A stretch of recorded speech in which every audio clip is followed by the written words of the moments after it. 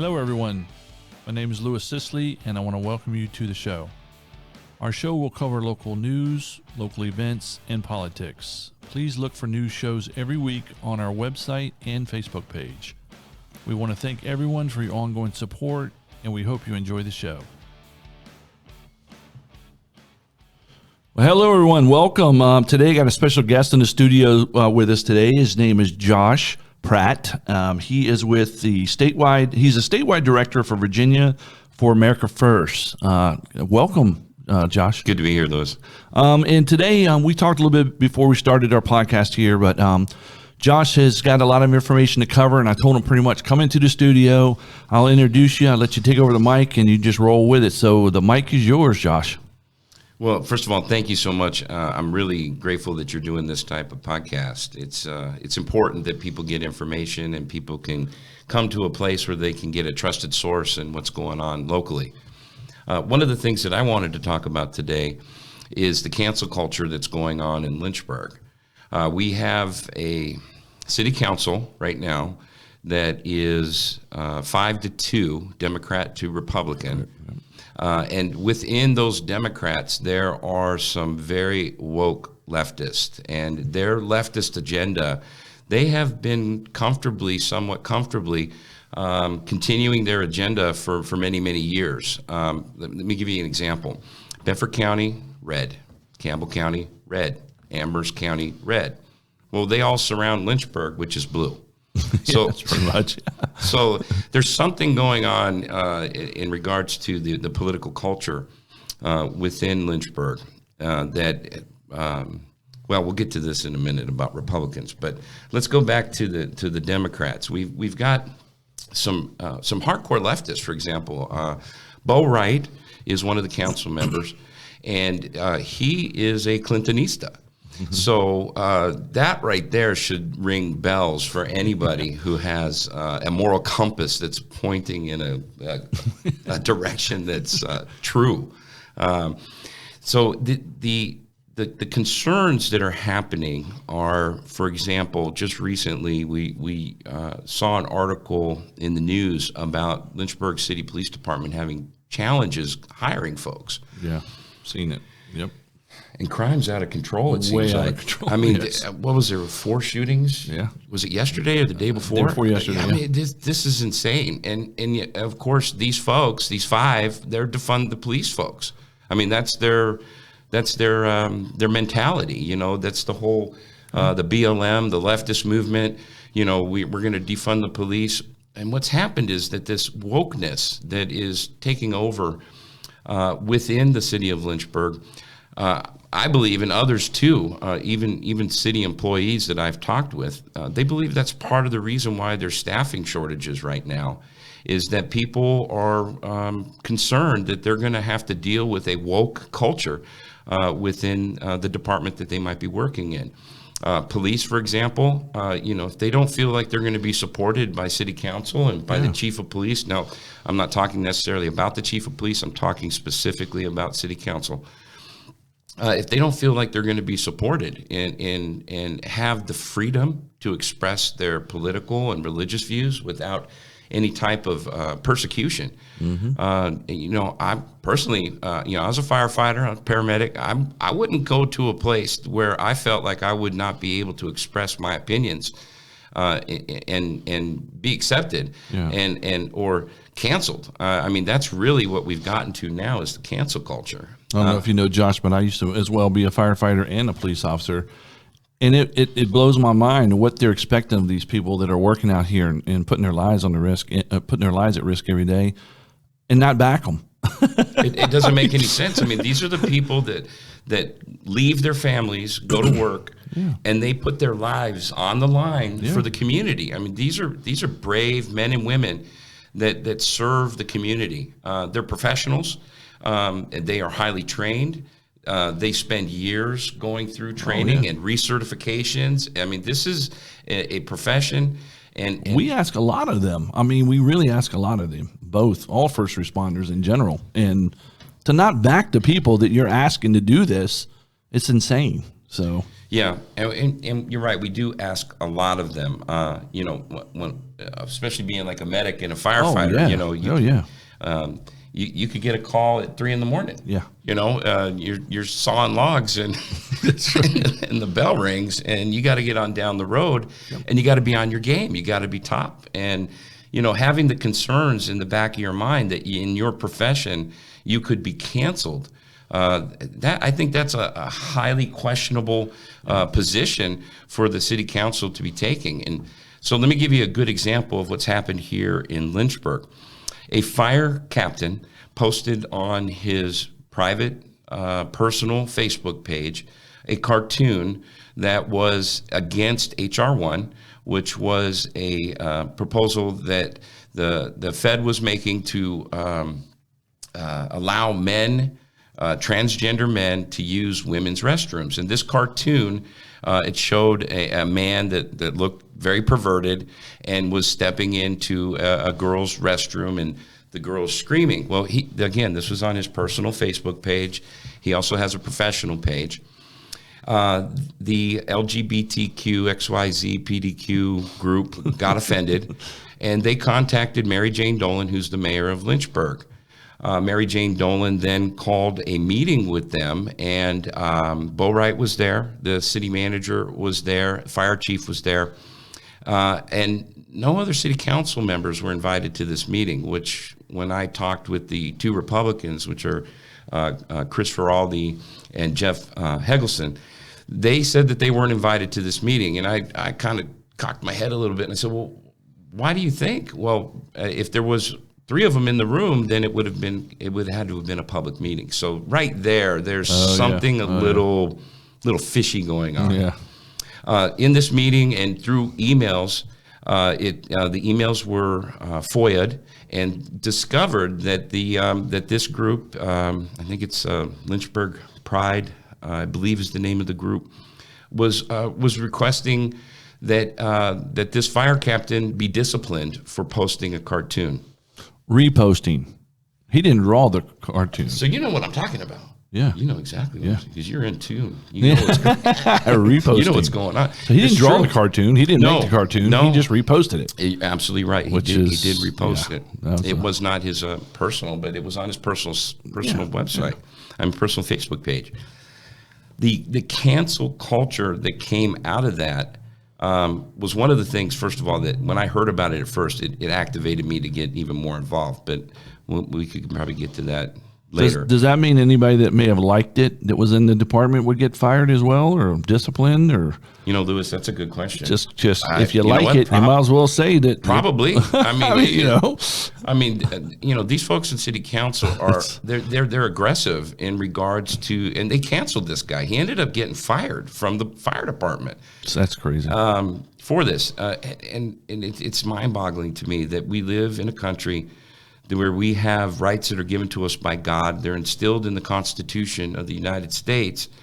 And the number one is the freedom of religion and the freedom of speech. Yeah. And both of these cases, this is what he was doing. I mean, in both of those, he was expressing his religious views, and he was expressing his freedom of speech. Freedom of speech. Yep, absolutely. Well, the long and the short of it is there's now a federal lawsuit against the city of Lynchburg for these actions. Ooh. So here's kind of where we're going with this. We have a city council that is woke. They're canceling people. There's now a federal lawsuit. So in my opinion, they're acting very irresponsibly because, number one, now they're having trouble getting people to come on board at the fire department. They're having trouble getting people to come on board at the police department, which is harming the citizens. I mean, when we need them, if they're not going to be there or they're going to be delayed or whatever. Number two, Louis, the cancel culture is created a lawsuit, which is going to he's going to win this lawsuit, and it's going to cost the city millions of dollars, even if they just settle. And that is irresponsible financially. It's irresponsible for public safety to do this, and what they have done by firing this man for expressing his religious and free speech. So what has anyone contacted them to interview them that basically discipline, they call it discipline, but has anybody called them and said, hey, let's sit down and discuss why you actually let him go or why you disciplined him? See, I don't know if there's been any conversations with them post the termination. The termination didn't happen immediately. There was an investigation that happened. And during the investigation, there were other complaints that came out from apparently coworkers and stuff. Okay. But there were no complaints against this fire captain prior to this event happening, spurred on by the offended LGBTQ XYZ. Mm-hmm. So they were able to use their influence to influence the woke city council to go ahead and begin an investigation into this individual. And then eventually what it's now ended up is that he was terminated. Well, his attorney, I'm sure, is going to have a field day with this. I would think. Well, they're going to get paid. I mean, it's a very clear violation of his First Amendment rights. Now, have they ever acknowledged that they've done this in the past, or have anything shown that they've done this in the past with anybody else for the same similar type of? I'm unaware of that. Yeah, okay. I don't know. Yeah, but like I said, if it's an ongoing thing or just a one incident, Yeah, I don't know. Maybe something to look into. Because if it's ongoing, it's bad, and if it's the only incident, it's still bad. Well, let me give you an example of how woke they are. For example. While this was happening, while this investigation was going on, a photograph came out of the fire chief in uniform at Miller Park during a BLM rally, kneeling. Mm-hmm. Wait a second. He's in uniform. He's engaged in a political activity. He's kneeling.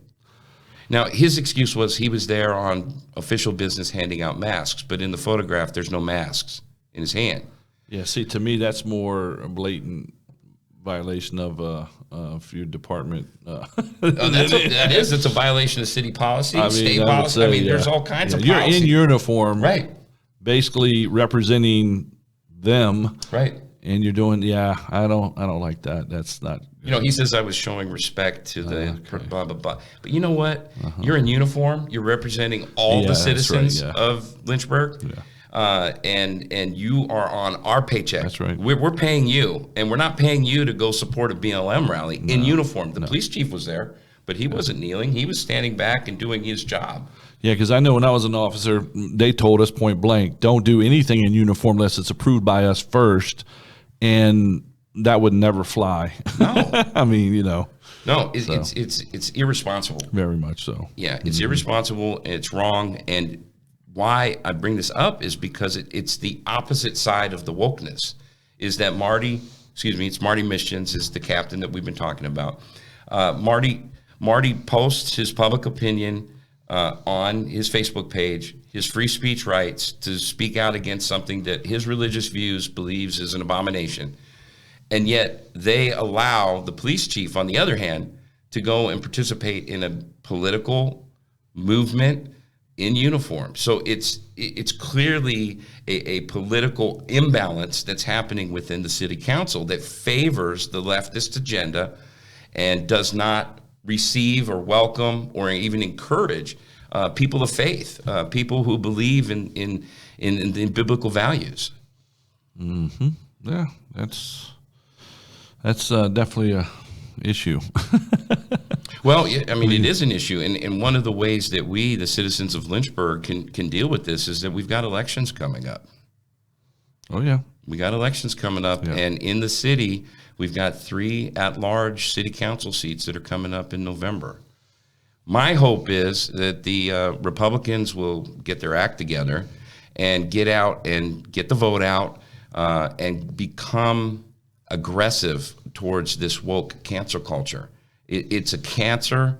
It's fundamentally at its core Marxism, and they are encouraging and bringing about the totalitarian reign that's happening throughout our country, and they are a microcosm of what's going on nationally when it comes to the woke, the cancel culture, the bringing about Marxism, leftist, communist views into our society. Most definitely. Is that you? Yeah, I put it on mute and it's still vibrating. That happens from time to time on this podcast. I'm usually the one that forgets, and whoever I have always looks at me and is like, Louis, cut your phone off. I got it off today, though. Sorry about that. It's all good. So I'm not sure there's much more we can circle around on the actual what happened with Fire Captain Marty Mitchens, other than, again, it was wrong. It's unconstitutional.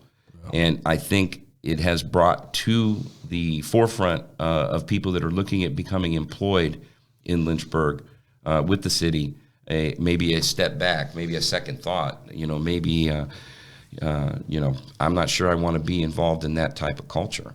And we got staffing shortages right now. And here's the thing I don't understand is that the city council had a $27 million surplus in the budget. How does that happen? At the same time, we're going through COVID, and they did small little grants to businesses. I think they're like $5,000 or $10,000 or something like that to help businesses. I went and spoke to them. I think it was in April of 2020. My business had already shut down. I owned a transportation company in town. And I went and spoke to them and asked that they would not assess taxes on businesses for 6 months. Mm-hmm. And Amherst County had just done it. So there was already precedence. I went to go speak to them, sitting in the back, waiting for my turn to speak. One of the other council members comes over to me and he says, they've already made their decision. Oh, okay. And I'm like, well, I haven't even spoke yet. Yeah. He's like, well, they've already decided. They know what you're going to be talking about. And sure enough, I get up there, and several of those leftist council members are sitting doing this while I'm talking. Texting home, what's for dinner tonight to their wives? What do we have for dinner? Probably texting, I can't believe I have to sit here and listen to this guy. So you didn't get to speak? No, I spoke. But while I was speaking, they were looking at their phones. They weren't paying attention. Yeah, and then, right after I was done, they start, the next orders of business was handing out checks to their favorite, nonprofits in town. Oh, my gosh. And the fire department. And it's like, wait a second. Why are you taking money that's coming in from the Fed and not using it to support businesses that make up the whole city? I mean, that doesn't make a bit. And they have a surplus. So how much was it? $27 million. Oh, that's my a gosh. lot of money. And get this. Oh, my gosh. Fire department could use a raise. Police department could use a raise. I mean, you raise. They're losing most of them people because of salaries. Exactly. I mean, and if you got a $27 million surplus, that's a lot of money that could have went into even just, bonuses or even keeping the employees. Did they I guess they don't realize what it costs to actually, from start to finish, start a fireman through training all the way up to when they're ready to go to work.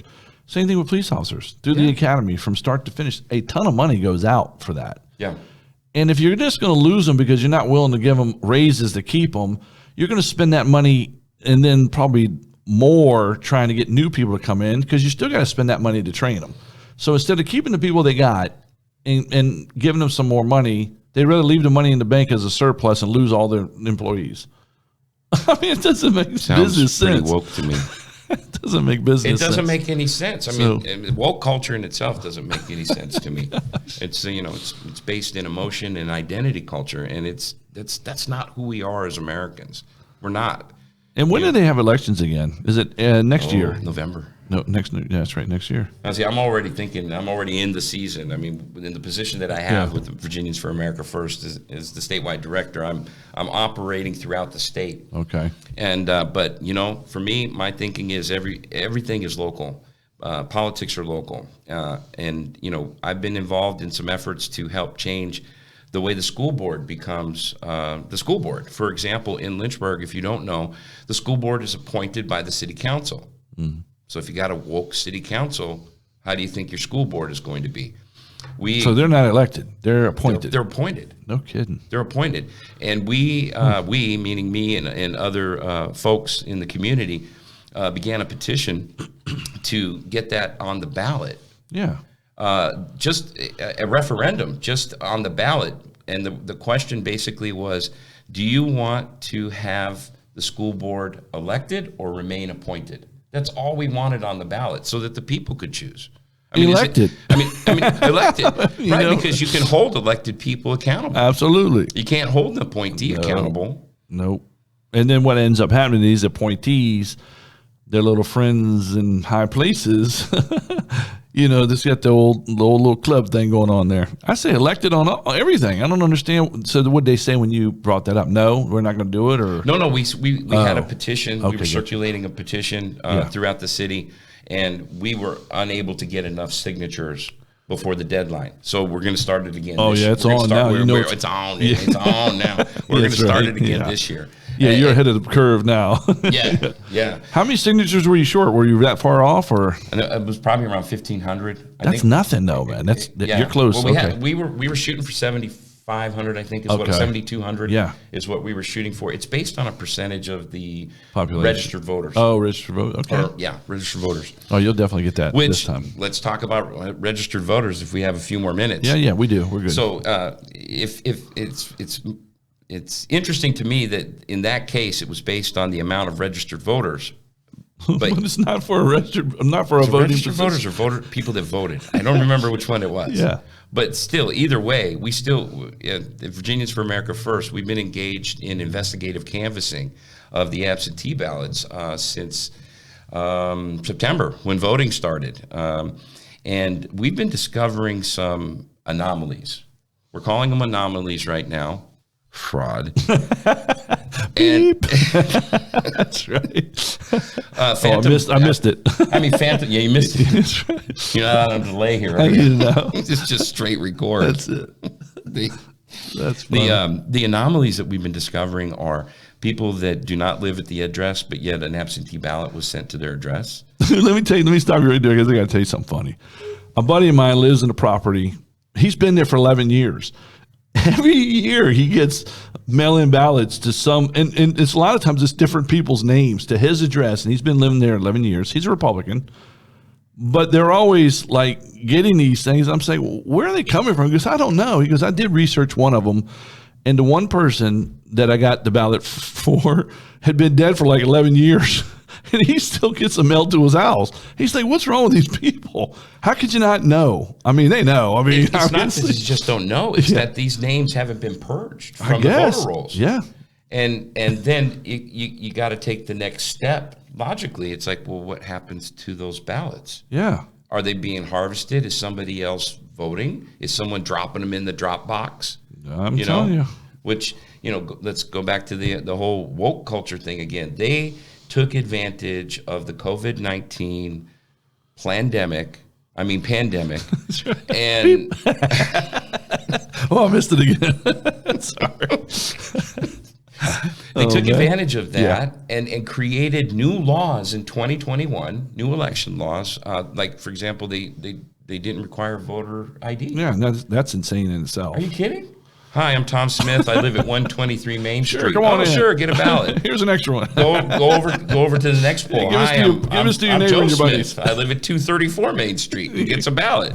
They had to sign a. This is how they thought they could secure this. Okay. All right. They had to sign an affidavit. Oh yeah. Okay. Saying I'm John Smith and I live at 123 Main Street, and then sign his name. Yeah. All right. Well, if the guy's not telling the truth to begin with, do you think that affidavit really matters at all? How are you going to find the guy? That's right.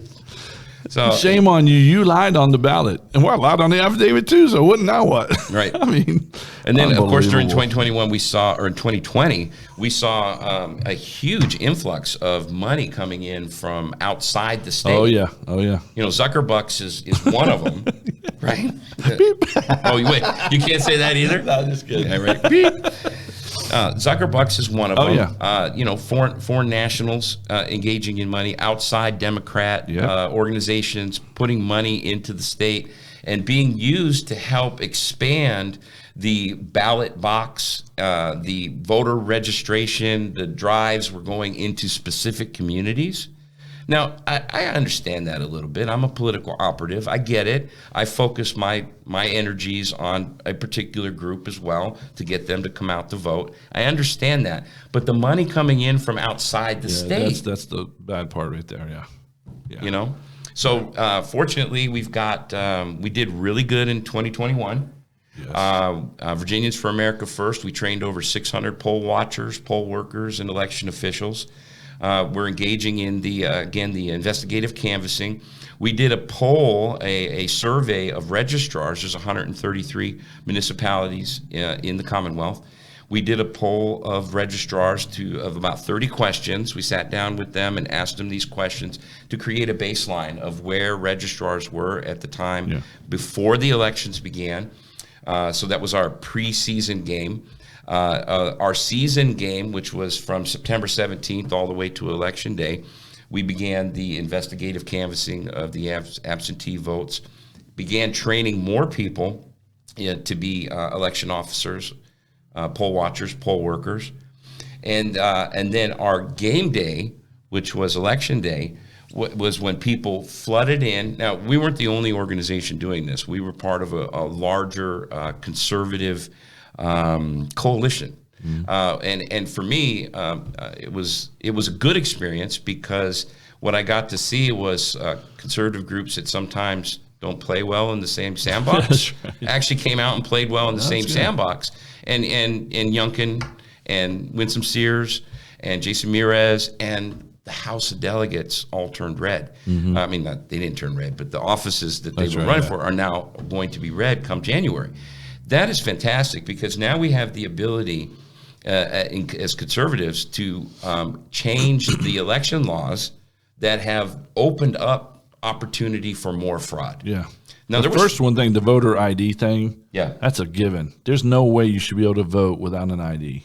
I agree 100%. That's just the stupidest rule I've ever seen, or law, or whatever you call it. And scam. I mean, I've heard the leftist woke even make arguments that there's certain demographics that aren't. They don't know how to get an ID. No, come on, man. Or they don't. No. You know, they don't know how to use a copy machine. I think is what Kamala Harris said, or something like that. Yeah. You know, but with VFAF, Virginians for America First, we're advocating for 5 things: voter ID. Yeah, absolutely. You know, like you said, paper ballots. Yeah. No more machines tabulating. Shouldn't be paper ballots counted at the polls on the day of the election. Anything electronical. Anything that's electronics can be messed with. It's true. Somehow, some way, there could be glitches. Maybe, there's a software issue in there that mistallies stuff. Let's go back to the old school stuff, man. I mean, I honestly think that the computers are what the problem is, because those things can be hacked into, changed around. We've seen it. We know that. It worked for 200 years of the founding of the country. And what we have in Virginia, according to Tim Meisberger, who's our executive director of election integrity, according to him, this is the worst. Virginia elections are worse than third world countries. Are you kidding me? So let me get back to ID, paper ballots counted at the polls on the day of election. Absentee voting by traditional means, which means valid excuse. In other words, I'm going to be in Tokyo on business on that Tuesday in November. Yeah. Then you get to go and vote early. But you vote early at the office of the registrar with an ID. Absolutely. Okay? Yeah. And then the 5th thing that we're advocating for is Election Day holiday, a state holiday with free public transportation. Yeah. What do you think? That's awesome. Yeah. I'm all for it. I'm all for it. And there's no excuses. I can't go vote because I got to work. Well, not now. Right. Yeah, it's a state holiday. And you know what gets me is you have these ideas that you just spoke about, but those to me just seem like common sense ideas that we should have been doing and done the whole time anyway. It's when the other parties get involved and they want to start taking this away and taking that. Well, let them vote with no IDs because of this. It's all manipulation, man. It's all manipulation. They can say what they want. It's manipulating the system for their own benefit instead of it being a fair election and really doing the right thing. It's manipulation on their part. And I say, I'm with you. Do away with all the other stuff, man. We need to. Those are awesome ideas. Yeah, and we need to do it. We need to use them. And I can't see anybody arguing the fact that how can they not want to? They should want it. Everyone should want it fair, no matter what side you're on. I don't care what side you're on. As we've been doing the canvassing, me personally, I've had conversations with Democrats. Yeah. And when they understand what we're doing, they're like, they're thanking me. They're like, thank you. I want my vote to count. Absolutely. Everybody wants their vote to count. Absolutely. You want your vote to count, don't you? I do. Everyone does. Everybody wants their vote to count. And when, the manipulation that you're talking about. That's right.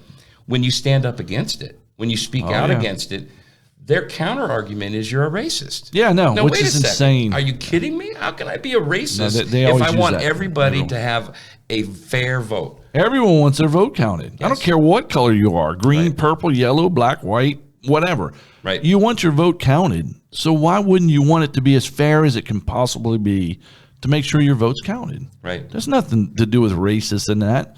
If anything, it's just the opposite. I mean, it's the opposite. We want it fair. We want it fair. Yeah. We're Americans. We want it fair. Yeah. Free, fair, and I want transparency. That's what I want. Yeah, I want to be able to understand completely that each individual that voted was that individual that voted. Yes. And that ballot was cast by them. Yep. And I want to know that when it's counted, that count is legitimate. Yeah. And, having things show up in the middle of the night or numbers changing or, a group of ballots come in, no, that's hokey. Counted at the poll on the day of the election. And you know what? I actually think that we should open it up to public viewing, not just that's awesome too. Not just monitors, not just representatives from the parties, but open up the public. And if 1,000 people want to watch the ballots being counted, that's right. Then take it over to EC Glass Basketball Stadium and open it up and let everybody be there. Yep. And let everybody watch. I mean, look, I'm on camera right now. Yeah. I could take a ballot and go, one for him. Set it up. One for him. Absolutely. And everybody's seeing the transparency. Ballot. And that's actually transparency. I love that. You like that idea? I do it in a heartbeat. I just made that up. That's a good one. Not really. No one steal it out there. It's his idea. Because you need to. That's honestly, they should do that. Absolutely, they should do that. Yeah. And then you got everyone watching to make sure, not just one pair of eyes, but you got thousands of eyes to see exactly what is. I'd feel more comfortable knowing my vote counting if they did it that way. I can assure you. I would too. So I would too. How would you push for that? That would be awesome. Well, part of what we're doing is we've created model legislation that we have given over to certain senators and House of delegates to move into committee, and then let's get them on the floor, and we can get some of these laws changed. Oh yeah, we can get some of these laws changed. So. And as they read out the vote, just thinking, show it, and this one goes to this person, and mark it somewhere where you can't pull that same one up again. This one goes to this person, and that way, when you pull it up in front of the screen, it shows it's already been counted. I like it. What's wrong with that? No, that's fair. Now that's your idea. That's right. I like it. Mark it. Mark it. Boom. It's been counted. Because now the way they got it with these computers and you scan it, I don't know if I hate to say this, I don't know if my vote got counted. It just got scanned. How do I really know that it got counted? So if you would have asked me back in January, did you think there was fraud in the 2020 election? I would have been like, maybe something seems odd. Let me tell you what, you'll like this. So we get on, I was running for delegate for the 59th district against the incumbent that's in there now, okay? And we got on the Statesman, what's it called, where they do it on a Zoom meeting for the Statesman thing. So I had a Democrat on there, the other Republican and myself, and they were asking questions. And he asked me, he says, he started around the room, but I was the first one. He says, Louis, do you think there was any voter fraud in the last election? Or do you think everything is, was it fair? Well, first he asked the Democrat, and the Democrat was, oh, no, it was fair. They're just mad because they lost and da. So they went to the other Republican. Well, I don't know. Maybe, I don't know.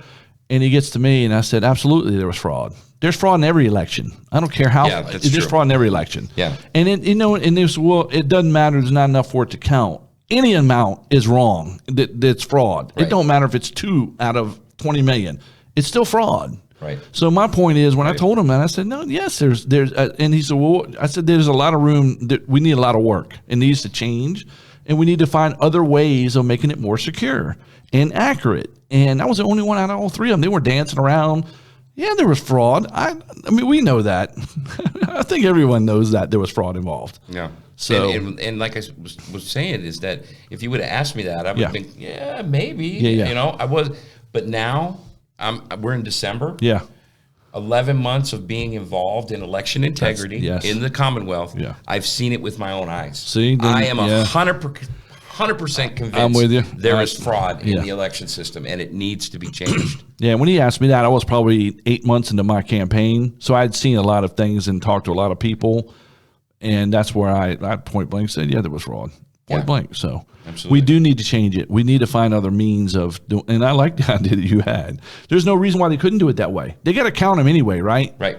So they physically count every ballot after it goes through the scanner anyway. Correct. So why not do it? If they were to accept those 5 ideas, if the government, if the legislatures and the governor was to sign off on this, it would save millions and millions of dollars for municipalities. Number one, they wouldn't have to buy new machines. That's right. When they break. They wouldn't have to have service contracts for the machines that are in existence, correct? Yep. They wouldn't have to have the extra staff to operate these machines, okay? Right, So just that alone would save the Commonwealth money. It would save it would save money. So again, I know it's not a woke idea, but fiscal responsibility is a good thing. Yeah, most definitely. Being able to save, and that money could be used for other things, like maybe lowering taxes, for example.